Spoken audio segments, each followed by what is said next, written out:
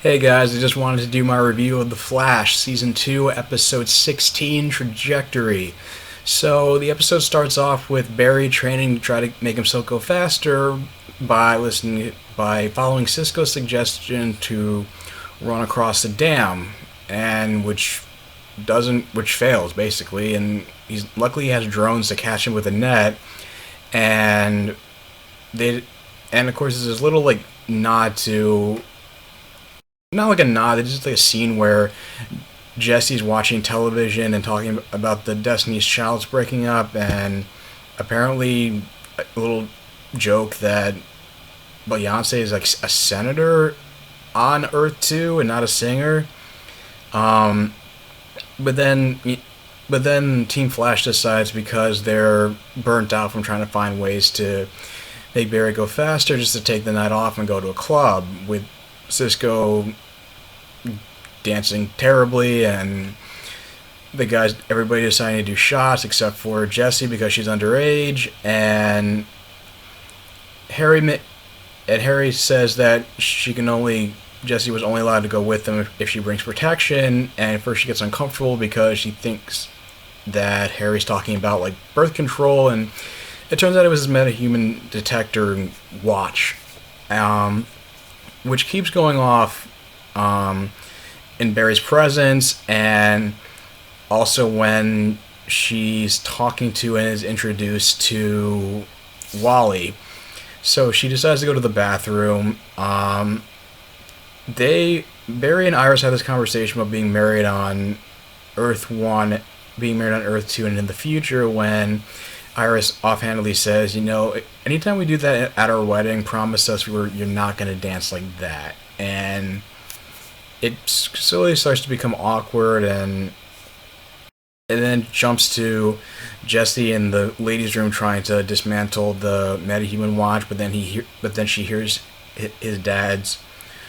her dad's recording about about his dark urge and about how he would do anything to protect his daughter, even kill a man, which is a reference back to episode 10, in which he killed the turtle in order to extract his brain cells to try to steal the Flash's speed for Zoom when Jesse was held hostage. She confronts her dad about it, and she becomes horrified by the fact that how far he's willing to go, and how this whole and his and is justifying the means mentality that he has when it comes to her safety. But that's but not bef- but not before, of course, what appears to be a speedster that running through the club and robbing everyone and taking taking money out of the cash register of the club, and Barry chases after the speedster, but he not able to keep up, and when they're trying to talk about another speedster in town, like how they could why show up now, they suggest that they realize that the only way that speedster could have gotten her powers was through Velocity 9, and Barry's pissed that the team didn't tell him about Velocity 9 as a means of going faster, but they insist that it was how it was killing Jay and that it wasn't worth the risk. And Caitlin mentions how she had to consult with a former coworker from Mercury Labs about putting together the Velocity 9, even though she didn't give her the full cocktail, as they said, to make sure that she didn't use it. So Joe and Caitlin go to talk to her about it, and they said that because of the attack from the Reverse Flash, that they've they up security, albeit in her opinion poorly, but that if she knew anything, that she would keep her in the know. Joe's still suspicious, but of course, with all the promos, Eliza Harmon is being played by Allison Page she's on Days of Our Lives. She was also on this web series called Lizzie Bennett Diaries. And also, I guess you found out that not only is she the speedster, but also caused her to the Velocity 9 she's been using caused her to develop a split personality, kind of like Norman Osborn, Green Goblin from Spider-Man, and how she originally used it to try to like fund her research, and how she was stressed and from like her research being far behind, being underfunded, etc., etc. And I guess she was using this as robbing people. I guess she was using this as maybe as like an outlet, or maybe the drug was just a way of coping. Or maybe she was, I don't know if she wanted to try and get funding, but I think she was apparently as a way of like an outlet to try to cope with the stress and or experiment with it, or I'm not really sure. It's a little bit vague, but basically Trajectory is talking with Harmon and saying they should use it in case, and convinces her to use it to let her out, and the Trajectory personality takes over and confronts ends up confronting the Flash again, and to get a good look to find out that it's a female speedster, and of course there's another encounter in which she shows up at Star Labs, traps Barry in the pipeline, and knocks Joe out and gets his gun and holds Jesse hostage, forcing Harry and Caitlin to come up to develop more Velocity 9. And throughout the episode,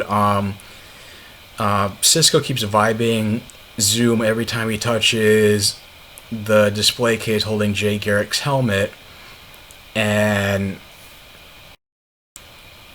so they give her more V9, but of course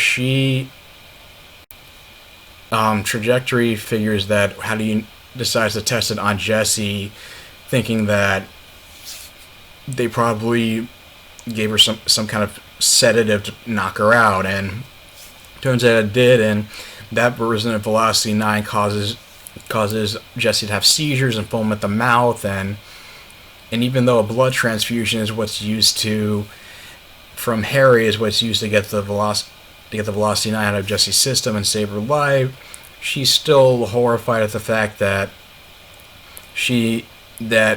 her dad basically once again gave into like the villain's demands just for the sake of saving her life, and he keeps saying that nobody's life's more important than hers, but then he says that maybe it shouldn't be, because now how many other people are going to die just because of what you did. And you kind of, at first you would think that she was kind of being bratty and ungrateful about it, but you can kind of understand both points of view about it. It's like, he's the dad, Harry's her father, so naturally she would come first, but on the other hand, it's like at what cost, she's bringing up, at what cost, and it's the reason why by the end of the episode, she decides that she's a liability to her father and bringing out the worst in her, and so she gets a bus ticket and leaves Central City to go out and explore the world more and not be a liability to him and not bring out his darkest urges. And of course, Trajectory, after getting more than the V9, is running back and forth on a bridge, trying to create friction to cause a bridge collapse and nearly kills nearly 200 people, if not for the Flash's intervention. And lo and behold, the Flash is able to jump over the gap between the bridge now from where it collapsed, and is able to subdue Trajectory, and it was a very well acted scene between Allison Page and Grant Gustin, in which he's trying to reach out to Harmon, saying how she can relate to wanting to take a shortcut, how it's frustrating trying to get better, and it's a long journey, but it's not worth the shortcut, especially since Barry was struggling as to whether or not to take the Velocity 9 himself in spite of the risk. And when talking with Harry, saying that, even mentioned that compromising your values, use a little bit of your humanity, and Harry says, "Don't be like me, be more like Jay." And so the lesson kind of hits home for Barry when he's saying that to her, but predictably, it doesn't take, and she takes more she takes more than velocity 9 and starts to run off, but her speed, her lightning streak starts to turn blue, and she disintegrates. And you don't know whether like she disintegrates or she disappears into the Speed Force. But then it's confirmed that it was cellular degeneration, that she just killed herself essentially. And noticing the streaks were blue, Barry starts to put two and two together about how Jay with Zoom is sick, and that's why he needs to steal the Flash's speed because he's dying. Just just just like how Jay is, Barry starts putting two and two together. The rest of the Team Flash is in denial, but Barry's so pissed, and it's like a well shot scene where in slow motion you can just see Barry just pick something up and just smash the display case holding Jay Garrick's helmet. He picks it up and lets Cisco vibe to confirm his suspicions, and of course, Cisco finally has a vision where he sees Zoom finally unmask himself and reveal himself to be Jay Garrick. And of course, Barry's pissed. That's the point where like he just runs off in his flash suit back to the dam at the beginning of the first episode. He yells in the sky in anguish because of the fact that they've basically been duped yet again by a friend and mentor. And the side story was that because the Tony Bell, who plays the new editor at Picture News, wanted Iris to write a piece about the Flash presumably being responsible for the robberies and the crime spree. She didn't want to, so she took him to go get coffee as a way of stalling, and he talked about the reason why he was so cynical about the Flash was because the last time he had to work on a story about a person who was universally loved, a mayor in another city. He exposed him as being bought out by the mob, and he makes a point about how it's their job as journalists to have a healthy level of skepticism and not take everything at face value, and hold people accountable for their actions, especially metahumans. And his feelings get hurt because he brings up like, okay, being anti-Flash is apparently a deal breaker for you on a date, and it catches Iris off guard because she just took him out for coffee to stall on writing the article, and he apparently was genuinely attracted to her, which I don't know, it's like one of those things where it just feels like you see this on TV. I mean, seeing this on these CW shows, especially, where it just feels like when they introduce a new character, they haven't been around that long, and you kind of have to ask yourself, does this feel believable? Is this rushed? And I'm kind of on the fence about it, but apparently Iris reciprocates the attraction, and apparently they're going to go through this. He's definitely going to be a love interest through the rest of the season. And I mean, it didn't really detract. I mean, surprisingly, it didn't really detract from the story. I mean, I was a little disappointed that Violet Bean, Jesse Wells, kind of put on the bus, literally and figuratively. I mean, I never felt her as a load. I was kind of waiting to see more of her dynamic with Team Flash, and more the character dynamic with each of the characters in the way that they do on Legends of Tomorrow. But maybe later. I know, maybe later on this season, and maybe the writers felt like he was getting overcrowded with too many characters. So that's why she had to leave for the time being and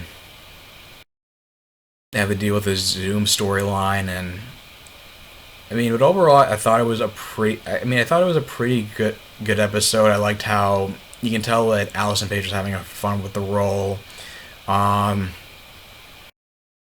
I don't know. I guess my only gripes about it was that there was no setup for Supergirl, which I thought was stupid on their part, because I know that they're doing this crossover in order to gain more increased viewership for that show. So you would figure that they would be a setup for at the end of this episode, going to that episode, saying, "Hey guys, why don't you go check out this other show we've been working on, and you know, get some of their viewers to become fans of that show as well." So I just thought that was pretty, you know, asinine on their part, and I don't know. I guess I'd have to give the episode like a 7.8 out of 10. I mean, overall, pretty good. Hopefully, they do more stuff with the Zoom thing, and don't really won't lose its momentum going into the finale. And apparently, based on the preview, that Barry's going back in time to the events of season 1 when he was fighting Pied Piper, and apparently it has some interesting twists as well based on the trailer. Who are you really? That's who else claims me. It's Barry. No, you're from the future. The time reigns after someone's traveled back through time and doesn't know what they're doing. Harry Potter. The Flash. Only next Tuesday at 8, 7 Central on the CW. Who are you really? So it looks like we're gonna get. He not only goes back in time to supposedly, based on the plot synopsis, to learn how to go faster, but to also he also has to deal with the Black Flash. It looks like maybe it's just a Wraith. I don't know. I first assumed it's a Black Flash. I don't know. I mean, you know, time will tell. But what do you guys think of the episode? And are you guys excited for next week's Flash episode? Are you excited for the Supergirl crossover? Let me know your thoughts in the comments down below. If you like this video, like, share, and subscribe, and I will talk to you guys soon. Take care.